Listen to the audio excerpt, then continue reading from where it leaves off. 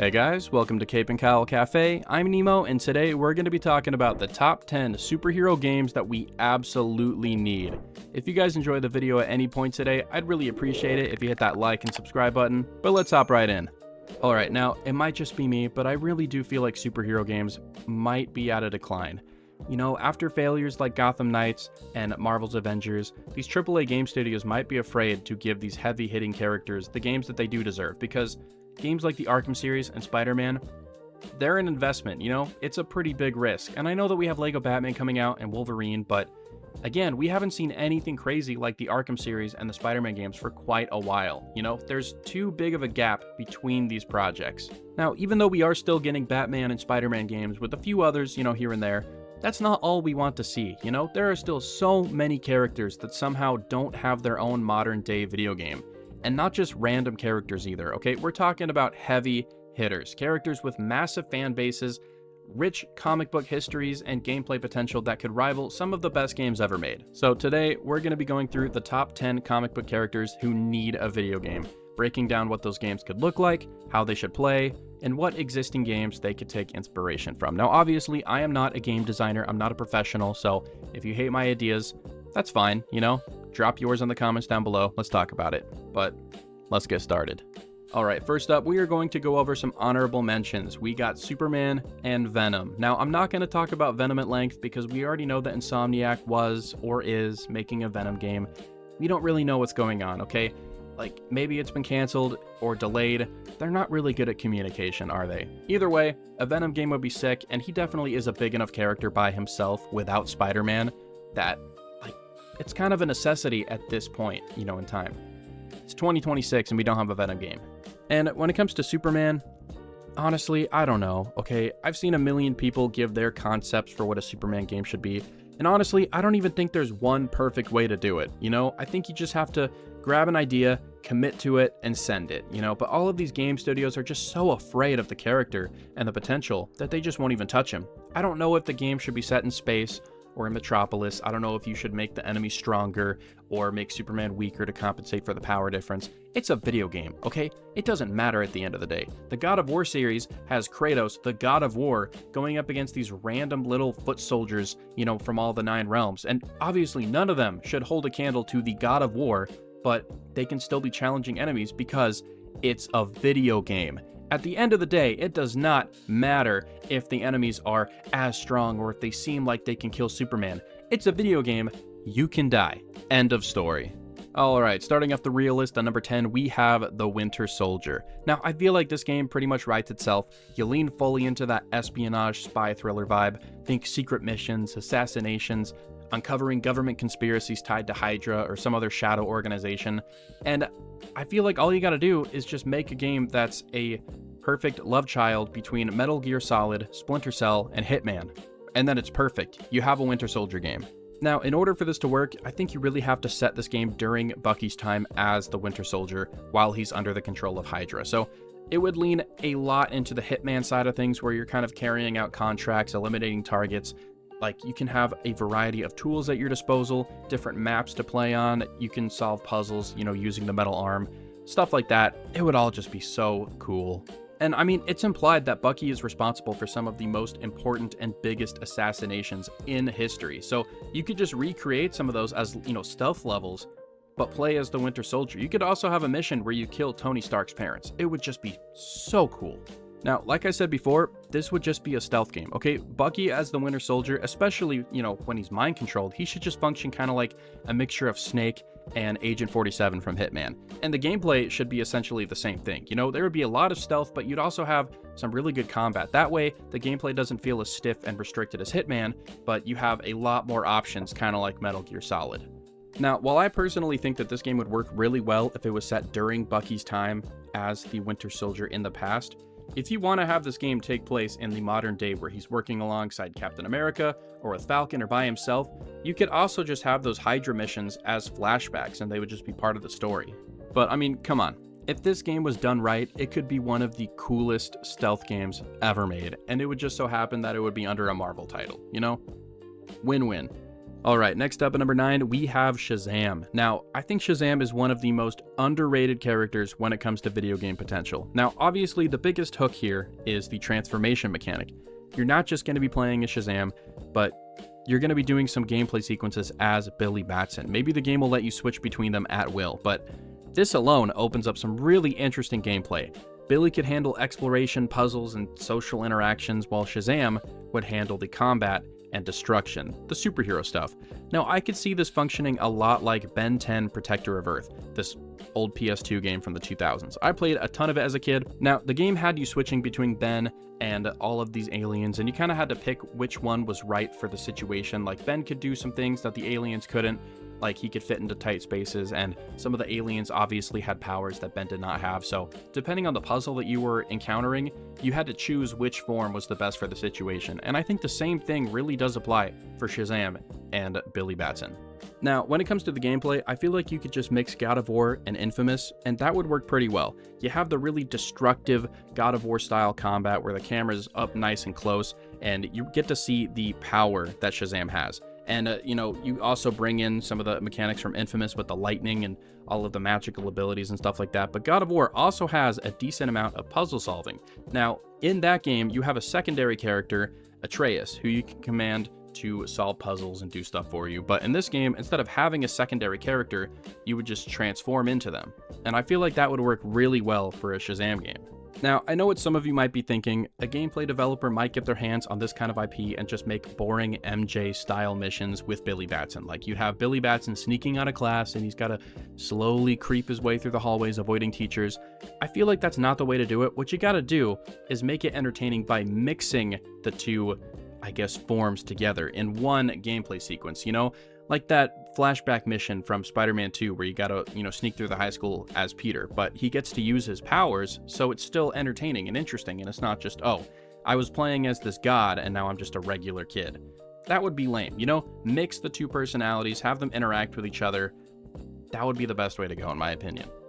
Alright, next up at number 8, we have Blade. Now, seriously, how has Blade not gotten a modern AAA game yet? It feels like a no-brainer, okay? He's a vampire killer. What more do you want with a game? Now, I thought of this after playing as Blade during the Zombies event in Marvel Rivals. Obviously, they would have to tone down the gameplay from that because he was just insane, okay? Blade should not be spinning as fast as a rusted PS4 fan in his own AAA game. That would just be ridiculous. Now, I really do feel like this is one of the easiest wins on this list. All you gotta do is take the combat style from something like Devil May Cry or some of the earlier God of War games, mix it in with a darker tone, add some vampires, and you've got an absolute gold mine. Now, the gameplay in this game would revolve around fast, brutal melee combat with the swords, and you can combine it with some gadgets and firearms. You'd have cool sword combos and vampire killing finishing moves. This really just should be a home run. Like, it's not that hard. Now, I think I would make this game a level-based experience, so I wouldn't have open worlds for Blade to explore. It would just be levels, and I would fill those levels to the brim with vampires, You'd have a few different puzzles, but for the most part, this would just be a hack-and-slash game where Blade is just ripping through hundreds and hundreds of enemies. It would just be absolutely insane. And it wouldn't have to be boring because you could have different enemy types, different types of vampires, supernatural creatures, a bunch of boss fights. This could be one of the coolest monster horror games we have ever seen. The potential is unreal. But if anything, Blade's game needs to be just ridiculously violent, okay? This would obviously be a rated M game, and now that we're getting Wolverine and we've seen what that game kind of looks like, I don't think that's too far-fetched or unrealistic. Alright, next up at number 7, we have Iron Man. Now, Iron Man is long overdue for an actual modern-day game. I know we had that VR one, and there was a mobile game, and he's had some PS2 games, but none of that counts. We need an actual Iron Man game. Now, the core of this game should be the movement, okay? The flight has to feel perfect, and if it doesn't, it's just not going to work. Now, I think that Marvel's Avengers had some decent controls for Iron Man, but it really lacked the speed and energy that it needed to be impactful. So I feel like this should just be a mix of Anthem and Just Cause. Now, if any of you guys have played Just Cause 3, especially with like the jetpack booster thing that you get in the DLC, that's like a peak Iron Man game without actually playing as Iron Man. And Anthem, while the game did flop and it sucks, some of the gameplay is actually really fun, and the flying mechanics some of them like would work for an Iron Man game. It's kind of ridiculous. Now, I don't know what the story would be, or if it would be open world or level based, but I feel like the focus needs to be on the movement and the combat. Now, the combat would be all about versatility. You'd have hundreds of different types of weapons, and I do mean hundreds when I say that, because this is Iron Man, okay? He needs to be fully stacked when it comes to his weapons. Repulsors, missiles, lasers. You're basically just a giant flying armory. Now, the real depth would come from the customization, because obviously you can't be using all of these weapons at once. So it would be really cool to not only unlock a bunch of different Iron Man suits, but be able to build your own, and you could customize your different loadouts and playstyles and weapons, and you could change the way the suit looks. This would just be so cool to see, and it would, drive player engagement up a lot if they were actually involved in the stuff that they were unlocking, and it wouldn't just be a basic looter shooter. Like, the gear that you're unlocking and collecting actually has value, and it changes the way that you play, and it's not just going to be a bunch of numbers flying around on the screen, because nobody likes numbers, okay? That's boring, Show me what I've earned by letting me customize the way it looks, and kind of like Gotham Knights, but without all of the number crap, because they did it too, and it sucked there. So they would have to completely change the system, but I really do feel like that if you were able to customize your Iron Man suit and your loadout, that would just be so cool. Now, when it comes to the level design and the world, I don't know if an open world like New York would be best for Iron Man, because it would get really boring really fast to just fly around New York at supersonic speeds, and you would see everything pretty quickly. What I think they should do is kind of like, I keep referencing this game, but it's honestly peak. If they did something like God of War Ragnarok, where they have a bunch of different mini open worlds, you could have Iron Man travel to different sections of the world, taking on different groups of terrorists and supervillains. I think that would be the best way to go, because you would be able to explore a huge variety of different, locations and areas, and it wouldn't just be New York. Like, that's going to get really boring when you're flying the speed that Iron Man does. But seriously, if this is done right, this could be one of the most satisfying power fantasies in gaming. It would be crazy. I feel like this could be way more successful and way more impactful than a Superman game. I don't know. Might just be me. Alright, next up at number 6, we have the Hulk. Now, a Hulk game needs to do one thing above all else. You have to feel absolutely unstoppable, okay? That is a non-negotiable for a game about the Hulk. Now, we've had some Hulk games before, but none of them really hit the way that they should have. Like, he made an appearance in the Avengers game, and some of his mechanics were pretty good. They were serviceable. And I think the closest that we've gotten, though, to a good Hulk game was Ultimate Destruction, but that game's just old now. It's outdated. It doesn't hold a candle to, games that are coming out today. So I feel like if you just remade that game with a lot of the same ideas, but with modern day technology, it could be absolutely insane.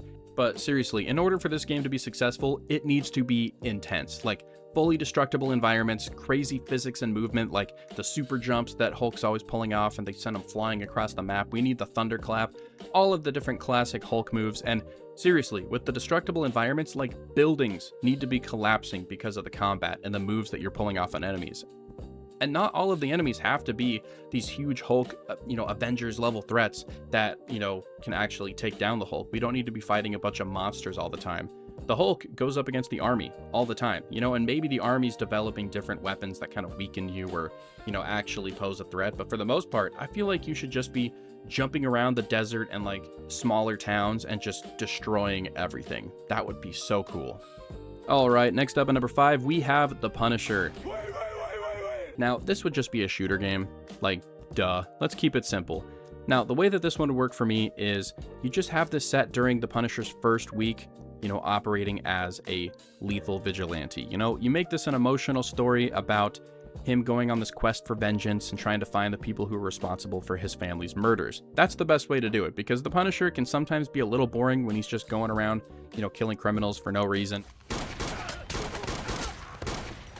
And there's not really a ton of story behind it. Like, we know the Punisher does what he does because he's the Punisher, but I feel like there's way more of an emotional impact when he's doing it for a reason, and what better reason than avenging your loved ones? And I feel like after he does that, there are not a ton of stories for you to tell with the Punisher that don't include, him interacting with other heroes, and I don't think that this should be a cameo fest, Maybe have Daredevil show up, or, maybe Spider-Man. I doubt that would ever happen, but for the most part, this should just be about Punisher, and it's kind of hard to tell a story about him that doesn't include other heroes. So just make it about his first week operating as the Punisher. Now, gameplay wise, I'm feeling you just mix Max Payne with The Last of Us and you have a pretty perfect Punisher experience. Like, I feel like there's not a ton to talk about here. You just make a shooter game with Frank Castle as the main character and you give him an armory where he has every deadly weapon known to man: explosives, traps, guns, knives, swords, rocket launchers, vehicles, everything, okay?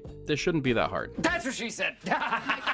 Alright, next up at number 4, we have Wonder Woman. Now, we actually had a game for Wonder Woman being developed by Monolith Studios, but as we all know, WB Games shut them down, so that's no longer happening.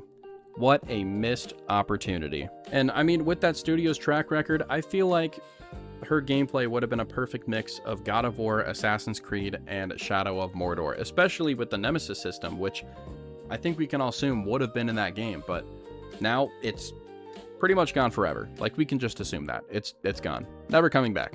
Like, there was just so much potential here. Like, the combat alone would have been absolutely crazy, especially if you included the sword and shield along with the lasso. Now, the lasso could have been one of the most versatile tools in gaming ever. Like, you could have used that thing for puzzles and combat, interrogations, like traversal. It would have been so good. Combat would have felt powerful and graceful, you know, swordplay, shield combat, you'd have crazy godlike abilities, you know, you could deflect projectiles with the bracelets. It all just would have been so peak. And I'm saying would have because I doubt that anyone's going to pick this up again. You know, I feel like that was probably our one chance, and this won't happen again for like another 10 to 15 years, if it ever does. Now, when it comes to the setting and the world, I feel like you could just make the whole game take place on Themyscira, like maybe some dark, evil army invades, like Hades or something, and the whole game takes place there. You gotta defend it. So it wouldn't be like a huge, massive open world, but it would still be pretty sizable. You'd have plenty of locations to see, tons of opportunities for exploration and collectibles and all kinds of, you know, stuff like that. Maybe you could also add some like platforming mechanics, kind of like the Prince of Persia games. I don't know. So much potential here. All of it wasted. What a shame. Alright, next up at number 3, we have Daredevil. Now, I'm about to sound really lame and derivative saying this, but this should just be a mix between Batman and Spider-Man, okay? Like, you have the crazy traversal of Spider-Man with the combat and all of the cool dodging mechanics, because he essentially has a spider sense too. He's got the radar sense, so he can see bullets coming and projectiles, he can dodge out of the way. But then you also have a lot of the same combat mechanics from the Arkham series and the detective vision. Like, Daredevil's radar sense in this game has to be insane. And I think the, you know, craziest example of a detective vision that we've seen is in the Arkham games, because like every single game now has some version of detective vision where you like, you know, you hit L1 or R3 and you scan the area, whether it's like a toggle or it just lasts for a second. All games have some function where you get to see, you know, enemies highlighted through walls and you get to see, you know, points of interest and traps and stuff like that. It's just a staple, it's gonna happen, but for Daredevil, like, it's absolutely necessary because it's one of his core abilities. And no, the entire game should not be from Matt Murdock's perspective, okay? You, the player, are not blind. You want to see the game, you want to see the environments, you want to see Daredevil and the costumes and, you know, all that good stuff. So I think it should just be a toggleable ability that you turn on. You should not be playing the game like a blind person. That would just be ridiculous, okay? It would be jarring and it would get tiring and annoying really fast. Now, while the Daredevil part of the gameplay should be like a mix of Batman and Spider-Man with, you know, visceral combat and like fast traversal, I feel like you could also tell a really good story with the Matt Murdock half of his life. Now, if you want to like kind of split this game to where it's half action adventure game and half Telltale game, I feel like that would be really interesting, because imagine the other half of the game takes place in the courtroom and you're making decisions and choosing dialogue options as Matt Murdock, you know, the lawyer. I feel like that would be really interesting, and especially if those courtroom scenes affects the open world and stuff that happens outside, you know, with the rest of the Daredevil stuff. It would just be so cool to see. You could be giving case files on different criminals and, you know, kind of try to figure out who's lying, if people are actually guilty or innocent. And during the trials, you could listen to heartbeats and see if there's anything going on with the jury, like if there's anyone there with a bomb or something. Like, I know that happens in courtrooms sometimes, like BVS. I don't know how courtrooms work. I've never been to court, but I think this would be so cool. All right, next up at number 2, we got Batman. And yes, Batman's on this list, and I know what you're thinking, but Batman already has games. Yes, okay, he does. And he has some of the best superhero games ever made. And does he need more? Probably not, but I love Batman, so I don't think they should stop there. It's time for the next evolution, though, of Batman games. Okay, we don't need another Arkham game, and if they did, it shouldn't be a continuation of Knight or another prequel. Like, I think we should either get a Batman Arkham Beyond, or just reboot the Arkham series and start a new continuity and kind of change up the gameplay a little bit. Make a new series of Batman games. Like, there's not a ton to talk about here. It's just a Batman game. We all know what they entail. You got the gliding, you got the Batmobile, the gadgets, the combat, the stealth. We all know what we want. We just want to see more of it. So, yeah. Now, with Batman Beyond, there's way more potential. I mean, first off, you have a main character who's, for the most part, unknown. Like, no one in the general audience knows who Batman Beyond is. And as sad as that is to say, I feel like it's actually an advantage, because you can do whatever you want with this game. I know that there's, previous continuity with the show and the comics, and he's made a few appearances in animated movies and stuff like that, but for the most part, you can just do whatever you want. Just make a new continuity, tell a new story. If you want to tweak his origin a little bit, I'm sure most people won't really care, because he's just that fresh of a character. He's never been done in any major way. Now, I'm not going to dive too deep into the gameplay or the story or anything, because I already made a video pitching a Batman Beyond game, so check that one out after this video. Alright, coming at number 1, we have Green Arrow. That's right, my number 1 pick is not Batman or Superman or The Flash. It's Green Arrow, and I feel like he has the most potential when it comes to a video game. Now, I think we've all played a video game before that has a bow and arrow. It's a very popular weapon for video games, but it's usually a secondary weapon. It's an afterthought, It's all about the guns. Now, imagine if they made a game that was just all about the bow and arrow. I know there's a few of them that, do feature them heavily, like the Ghost of Tsushima series or Horizon Zero Dawn, but with Green Arrow, you could really just take this whole bow and arrow gimmick to the next level, okay? No guns, no extra little weapons or gadgets, just the bow and arrow and like a million trick arrows. That's what I'm thinking. Now, I mean, gameplay-wise, the archery needs to be the core focus, okay? Not just like a secondary gimmick like I just mentioned. We're talking about a fully fleshed out system where different arrow types completely change the way you approach encounters. Like, you got standard arrows, explosive ones for crowd control, EMP arrows for tech-based enemies, smoke arrows for stealth encounters, grappling arrows for movement and traversal. Of course, you gotta have the boxing glove arrow. The possibilities are truly endless, and this would just be so fun. Now, the stealth sections could be a lot like Arkham, where you're put in a room or like some big environment and you got a bunch of enemies to take down, but instead of sneaking up behind them one at a time and choking them out, you should just be more like hiding up in the rafters, using your trick arrows to set traps and kind of set the stage before everyone just gets taken out at once. It would be so satisfying, and honestly, that was the best way to play Arkham Knight to begin with. Now, yes, the stealth sections in a game like this could be vulnerable to cheesing, kind of like the Jason Todd sections in Arkham Knight, where you're just shooting everyone as the Red Hood, and it takes like 10 seconds. Because Green Arrow is a ranged character, he's got a bow and arrow, but I feel like you could, get around this problem. You could just have enemies that have armor or something that makes them immune to regular arrows, so you got to use more creative ways to take them out, because, I mean, as Green Arrow, you're probably not going to be sneaking around behind enemies, taking them out one at a time, like I said, but you got to be setting traps, you got to be creative with the way you're doing it. Now, because Green Arrow as a character uses projectile-based ranged combat, he probably would have some kind of focus meter where everything slows down around him while he's aiming, so you could hit some crazy trick shots or ricochet arrows or, just hit your targets more easily. Like, I do think it's a little lazy in some games when you can just slow down time while you're aiming, but I mean, for a game where you're using a bow and arrow, I feel like it's kind of a necessity. Every game that has a bow and arrow has this. Like, Ghost of Tsushima has it. I think Horizon Zero Dawn has it. GTA has it. Like, everyone has it. It's just the standard. So I feel like they would put it in this game, and honestly, I don't mind either way. Now, when it comes to the setting and the world, I do feel like it might be a detriment to just place him in another open world city. Like, he does have Star City, yeah, but people are going to be drawing comparisons between that and Gotham City from the Arkham games or New York from Spider-Man.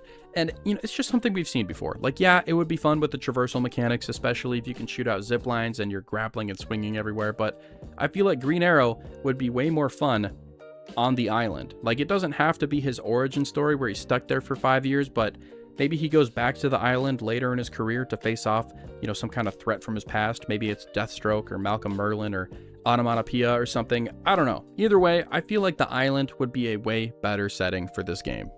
I just think that this game has so much potential. And I mean, honestly, I feel like setting it on the island would really help differentiate Green Arrow from Batman, because they are similar, okay? The combat and the stealth sections probably would play out in very similar fashions, but Green Arrow is still very different from Batman. I mean, Batman doesn't have a bow and arrow with a million different types of trick arrows. He just doesn't.